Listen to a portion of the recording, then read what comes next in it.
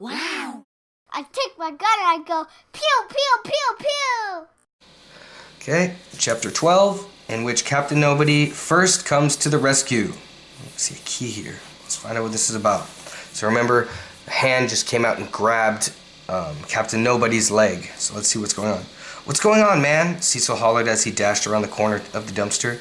The hand belonged to an old, gray-whiskered man slumped on the pavement. When Cecil saw the guy, he shouted, "Hey, you! Get off of him, mister!" The man flinched at the sound of Cecil's voice. He let go of me, and then he just shook his head and rubbed his red eyes as if he were just waking up. My first thought was the guy was a drunk and stumbled into the alley to sleep. Okay, a drunk is someone who drinks too much, right? But once I got over the shock of being grabbed, I saw that he was sort of nicely dressed. And that's when I realized I knew him. "Mr. Clay?" The man looked up to me and blinked. "Tuesday. It's Tuesday," he said. "You know this guy?" Cecil asked. "Mr. Clay's a locksmith." Mr. Clay was a locksmith. Over the years, Mom would sometimes arrive at a house she was trying to sell, only to discover that she had forgotten, or lost, the keys. That's when she'd call Mr. Clay. He'd zip right over, pick the locks, or rekey the doorknobs, and then he'd cut extra keys with the machine he had in the back of his little cherry red van. Mom had used him for as long as I could remember. But about a year ago, I overheard her tell Dad, "I'm afraid that sweet Mr. Clay is beginning to drop the ball." She hadn't called him since. Mr. Clay looked up with wide, watery eyes and extended a closed fist to me.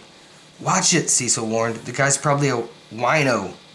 "Mr. Clay's not a wino," I said, "but I think he's got that thing older people get, where their minds get fuzzy." "Oh yeah," Cecil said. He gave Mr. Clay a sympathetic look. "My Grandma Butterworth got that. It's no fun." I reached my hand out to his. Mr. Clay dropped an empty plastic medicine bottle into my palm. "Oh, I get it. He's out of medicine," I explained to Cecil. "Is that what happened, Mr. Clay? Did you go for a walk and get lost?" He stared at me confused and hesitant. "Do I know you?" I knelt down and took him by the arm. "Mr. Clay, my name is Captain Nobody," I said, helping him to his feet, "and I'm here to take you home." I held Mr. Clay's hand as we walked the 6 blocks to his house. I knew where he lived because when he wasn't off doing a job, his cherry red van was always parked in front. Cecil followed us, hauling his drum in the wagon. None of us said anything until we turned onto Mr. Clay's block. "I know this street," he smiled weakly. "I bet you do," I assured him. Cecil waited on the sidewalk as I led Mr. Clay up his front porch. I was about to ring the doorbell when he put out his hand to stop my finger. "Mrs. Clay will be worried," he said with an embarrassed wince.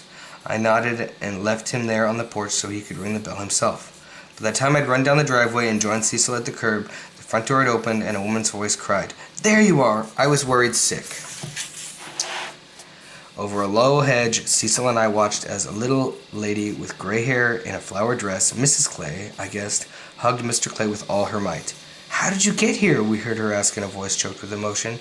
"Captain Nobody walked me home," said Mr. Clay. "Oh, Captain Nobody, huh?" Mrs. Clay chuckled and she scanned the empty porch and wiped tears from her face. "I hope you thanked him." She gently led Mr. Clay into the house and closed the door. Cecil and I exchanged a smile. "You saved that man," Cecil said. "Oh, come on," I scoffed. "I walked an old friend home."